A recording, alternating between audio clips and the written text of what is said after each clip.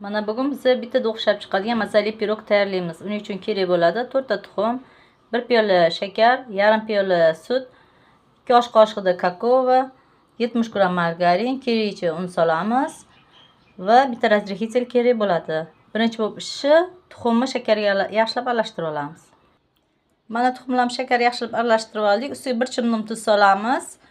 Sut bilan margarin, eritilgan margarin solamiz. Margarinni eritib olamiz. Mana eritilgan margarin bilan sutni ham soldik. Endi buni yaxshilab aralashtirib, unni elidan elab, ustiga razrexitelь solib aralashtiramiz. Quyuqroq massa hosil bo'lguncha un solamiz.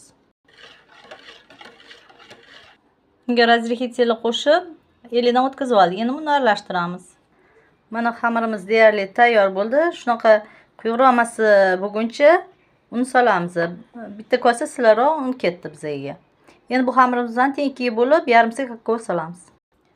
Mana xamir yarimsiga kakao solamiz. Yarimsiga kakao solmasdan alohida oppoq olib qo'yamiz. Endi kakao solinganimizdan yaxshilab aralashtirib olamiz. Mana kakaoni yaxshilab aralashtirib oldik. Endi tovamizga ozgina margarin solib, birinchi kakaoli massamizdan solamiz. Mana kakaoli massani soldik. Endi buni ustiga boya oq massamizdan solamiz. Mana 2 qoshiq oq massa, endi 2 qoshiq kakaoli, mana hamma massalarni birini ustidan birini solib chiqamiz. Mana hammasini solib chiqdik. Endi bunga ozgina shakl beraveramiz. Uchli vilkani uchidek uchli pichog'imizda shakl beramiz.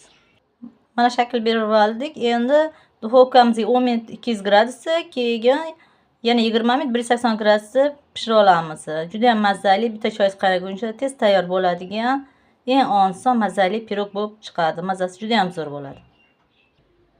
Mana mazali pirogimiz tayyor bo'ldi. Shunaqa ishib zo'r bo'lib chiqadi. Mazasi ham zo'r. Mayin, rosa ham yeyishga pirog bo'ladi.